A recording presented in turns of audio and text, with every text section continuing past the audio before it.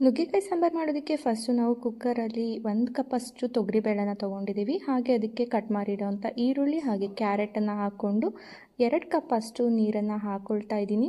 ಹಾಗೆ ಇದಕ್ಕೆ half table ಸ್ಪೂನಷ್ಟು ಟರ್ಮರಿಕ್ ಪೌಡರ್ನ ಹಾಕ್ಕೊಳ್ತಾ ಇದ್ದೀನಿ. ಅದ್ರ ಜೊತೆಗೆ ಸ್ವಲ್ಪ ಉಪ್ಪು ಹಾಗೆ ಎಣ್ಣೆನ ಹಾಕಿ 4 ವಿಷಲ್ ಕೂಗಿಸ್ಕೊಳ್ಬೇಕು. ನಾನೀಗ ಮಸಾಲ ರುಬ್ಬೋದಕ್ಕೆ ತೆಂಗಿನ ತುರಿ, ಕಡಲೆ, 2 ಸ್ಪೂನ್ ಸಾಂಬಾರು ಪೌಡರ್ ಹಾಗೆ ಸ್ವಲ್ಪ ಟೊಮ್ಯಾಟೊ ಹಾಗೆ ಅಚ್ಕಾರದ ಪುಡಿ ಹಾಕಿ ನೀರಾಕಿ ರುಬ್ಕೊಂಡಿದ್ದೀನಿ. ಮತ್ತು ನಾವು ಕುಕ್ಕರಲ್ಲಿ 2 ಟೇಬಲ್ ಸ್ಪೂನಷ್ಟು ಎಣ್ಣೆನ ಹಾಕ್ಕೊಂಡು ಸಾಸಿವೆ ಹಾಕಿ ಅದು ಚಿಟಪಟ ಅಂತ ಸಿಡಿದ ಮೇಲೆ ಸ್ವಲ್ಪ ಬೆಳ್ಳುಳ್ಳಿನ ಜಜ್ಜಿ ಹಾಕಿ 2 ಮೆಣಸಿನ್ಕಾಯಿನ ಕಟ್ ಮಾಡಿ ಹಾಕ್ಕೊಳ್ಬೇಕು. ಹಾಗೆ ಕರಿಬೇವಿನ ಸೊಪ್ಪು, ಹೆಚ್ಕೊಂಡಿರೋಂಥ 2 ಟೊಮ್ಯಾಟೊನ ಹಾಕಿ ಸ್ವಲ್ಪ ಫ್ರೈ ಮಾಡಿ 1 ಆಲೂಗೆಡ್ಡೆನ ಕೂಡ ನಾವು ಒಗ್ಗರಣೆಯಲ್ಲಿ ಫ್ರೈ ಮಾಡ್ಕೊಳ್ಬೇಕು. ಇದೆಲ್ಲ ಚೆನ್ನಾಗಿ ಫ್ರೈ ಆದಮೇಲೆ ನಾವು ಕಟ್ ಮಾಡಿ ಇಟ್ಕೊಂಡಿರೋಂಥ ನುಗ್ಗೆಕಾಯಿನ ಇಲ್ಲಿ ಹಾಕ್ಕೊಂಡು ಫ್ರೈ ಮಾಡ್ಕೊಳ್ಬೇಕು. ಹಾಗೆ ರುಬ್ಬಿರೋಂಥ ಮಸಾಲನ ಸೇರಿಸಿ ಸ್ವಲ್ಪ ಮಿಕ್ಸ್ ಮಾಡಿ ಕೂಗಿಸ್ಕೊಂಡಿರೋಂಥ ಬೇಳೆನ ಸ್ಮ್ಯಾಶ್ ಮಾಡಿ ಚೆನ್ನಾಗಿ ಇದಕ್ಕೆ ಮಿಕ್ಸ್ ಮಾಡಿಕೊಂಡು ರುಚಿಗೆ ತಕ್ಕಷ್ಟು ಉಪ್ಪನ್ನು ಹಾಕಿ ಕೊತ್ತಂಬರಿ ಸೊಪ್ಪು ಹಾಕಿದರೆ ನುಗ್ಗೆಕಾಯಿ ಸಾಂಬಾರು ರೆಡಿ. ತುಂಬ ಸಿಂಪಲ್ ಆ್ಯಂಡ್ ಟೇಸ್ಟಿಯಾಗಿರುತ್ತೆ. Thank you all.